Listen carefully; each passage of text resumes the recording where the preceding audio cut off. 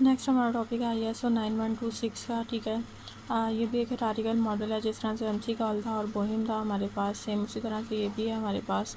लेकिन इसमें थोड़ी डिटेल हर पॉइंट की उन्होंने ज़्यादा दी हुई है। तो सबसे पहले ये जो है ये 9000 ISO 9000 मॉडल के जो नेक्स्ट वर्जन था वो 9126 मॉडल का था। ठीक है, इसके अंदर भी वही करेक्टरिस्टिक्स और गाइडलाइन बताई हुई है कि आपने जब भी कोई सॉफ्टवेयर बनाना है तो उसको किस तरह से आपने क्वालिटी वाइज अच्छा बनाना है। ठीक है, मेजर इसके हमारे पास 6 पर्सपेक्टिव्स हैं जिनको हम लोगों ने मतलब मेजर कैटेगरी 6 हैं। फंक्शनलिटी का आपको पता है कि are the required function available in the software के जो फंक्शन हमारा यूज़र हमसे रिक्वायर्ड कर रहा है क्या हमारे वो सारे के सारे फंक्शन हमारे सॉफ्टवेयर में अवेलेबल हैं या नहीं, उसको हम लोग फंक्शनलिटी कहते हैं। दैन रिलायबिलिटी है, हो रिलायबल इज़ द सॉफ्टवेयर कि आपने जो सॉफ्टवेयर बनाया है वो किस हद तक रिलायबल है, उसके अंदर क्रैश कितने आ रहे हैं, फेलियर कितने आ रहे हैं, उसके बारे में। दैन यूजेबिलिटी है, is the software easy to use कि आपका जो सॉफ्टवेयर है वो इजी टू यूज़ है या नहीं, मतलब उसको यूज़ करने के लिए आपको किसी डिक्शनरी या गूगल को सर्च करने की ज़रूरत तो नहीं पड़ रही।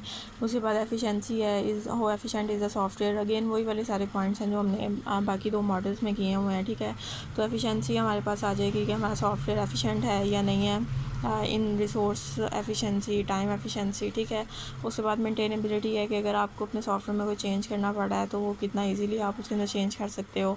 दैन पोर्टेबिलिटी है कि अगर आपको अपने सॉफ्टवेयर को मूव करवाना पड़ा है एक इन्वायरमेंट से दूसरे इन्वायरमेंट में तो वो कितना इजीली वहाँ पे मूव कर सकता है। ठीक है, यहाँ पे नीचे उसमें लिखा हुआ है कि जी MC कार और बोहिम मॉडल की तरह ही है ये आपके पास भी, लेकिन इसके अंदर भी उसी तरह से पैरामीटर्स बताए हुए हैं कि फंक्शनैलिटी होनी चाहिए। दैन एज़ वेल एज़ उसके अंदर बोथ इंटरनल और एक्सटर्नल क्वालिटी करेक्टरिस्टिक्स भी होनी चाहिए। ठीक है, तो इसके बारे में आप लोगों ने अब डिटेल के अंदर हमने पढ़ना है। यहाँ पे उसने कंपैरिजन किया हुआ है तीनों मॉडल्स का, तो इसको बस देख लीजिएगा, इसको याद नहीं करना। इस डायग्राम को, ये जो डायग्राम है इसको आप लोगों ने मतलब डिटेल में देख लेना है कि मतलब कौन से पॉइंट्स किसके साथ कनेक्टेड हैं, क्योंकि लॉन्ग क्वेश्चन में अगर आपको आता है तो आपको ये डायग्राम बनानी पड़ेगी। ठीक है, तो बेसिक हमारे पास इसमें जितनी कैटेगरीज़ हैं, जो 6 कैटेगरीज़ हैं, हमने इन्हीं कैटेगरीज़ को भी आगे डिस्कस करना है। ठीक है,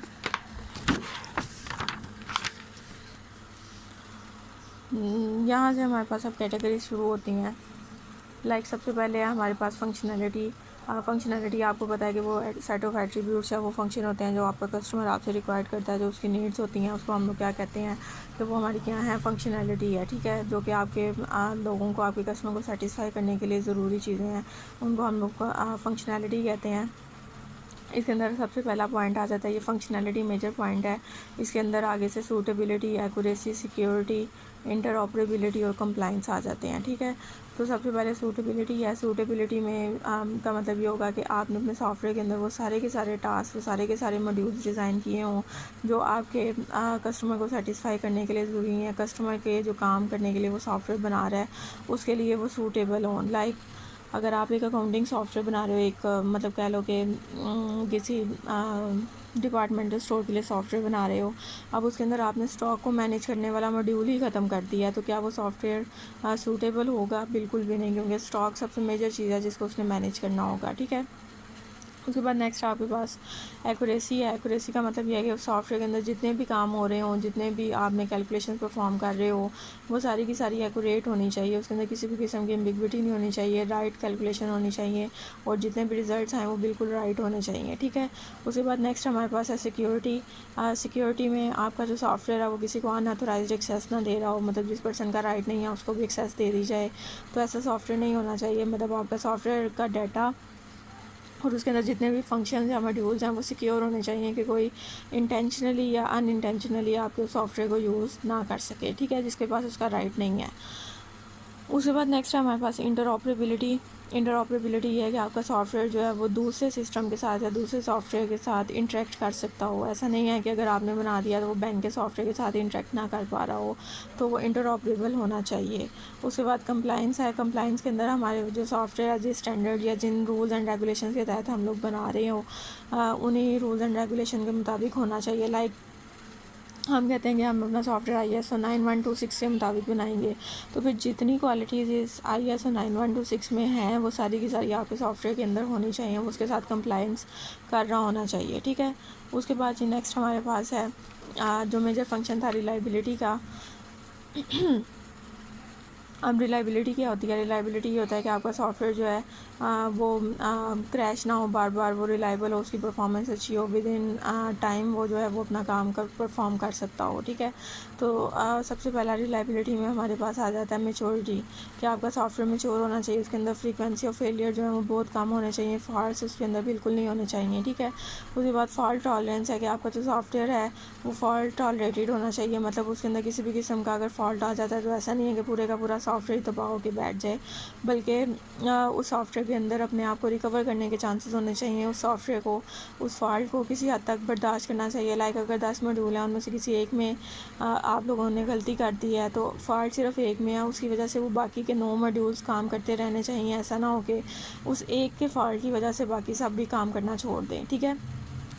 उसके बाद नेक्स्ट है आपके पास रिकवरेबिलिटी। आपका सॉफ्टवेयर जो है वो रिकवरेबल होना चाहिए, मतलब वो अपने आप को, अगर वो क्रैश कर भी जाता है तो वो अपने आप को वापस दोबारा से नॉर्मल कंडीशन के अंदर ले आए। जितनी जल्दी वो ले आएगा वो उतना अच्छा अपने आप को रिकवरेबल सॉफ्टवेयर बनाया जाएगा, ठीक है। और अगर आप उसके लिए कोई मेहनत करने की ज़रूरत नहीं है तो इसका मतलब क्या है कि आपका सॉफ्टवेयर रिकवरेबल है और वो ईज़िली अपने आप को रिकवर कर सकता है, ठीक है। उसके बाद कंप्लाइंस जो है वो सेम वही वाला है कि जिन स्टैंडर्ड्स को आपने फॉलो करना है वो स्टैंडर्ड्स आपके सॉफ्टवेयर में नज़र आने चाहिए, ठीक है। उसके बाद नेक्स्ट आपके पास है यूज़ेबिलिटी। यूज़ेबिलिटी में हमारे पास आ जाता है कि आपका सॉफ्टवेयर जो है वो इजी टू यूज़ होना चाहिए, उसके अंदर किसी भी किस्म के कोई मुश्किल टर्म्स नहीं होने चाहिए कि आपको समझ ही ना आए कि आपने काम क्या करना है और कैसे करना है, मतलब यूज़र फ्रेंडली होना चाहिए सॉफ्टवेयर को। इसमें हमारे पास आ जाता है अंडरस्टैंडेबिलिटी। अंडरस्टैंडेबिलिटी में कि आपका सॉफ्टवेयर जो है वो लॉजिकल कॉन्सेप्ट्स को मतलब आपके यूज़र को सारे लॉजिकल कॉन्सेप्ट्स हैं वो इजीली समझ आ जाने चाहिए कि किस फ्लो में आपका सॉफ्टवेयर चल रहा है, कौन सा काम पहले करना है, कौन सा काम बाद में करना है, वो उसको इजीली अंडरस्टैंडेबल होना चाहिए, ठीक है। उसके बाद लर्नबिलिटी है। लर्नबिलिटी में आपका सॉफ्टवेयर जो है उसके अंदर यूज़र को एफर्ट्स इतनी ज़्यादा ना करनी पड़ेंगे सॉफ्टवेयर को लर्न कैसे करना है, इसमें इनपुट कैसे देनी है, इसमें आउटपुट कैसे देनी है। लाइक आपने एक ईमेल के लिए एक मुश्किल सा वर्ड यूज़ कर लिया कि जी ईमेल देनी है, उसके लिए आपने कोई मुश्किल सी टर्म यूज़ कर लिया तो उसको समझ ही नहीं आएगी कि इसका मतलब क्या है, ठीक है। तो आप लोगों ने ऐसी टर्म यूज़ करनी है जिससे आपका यूज़र जो है वो अवेयर हो।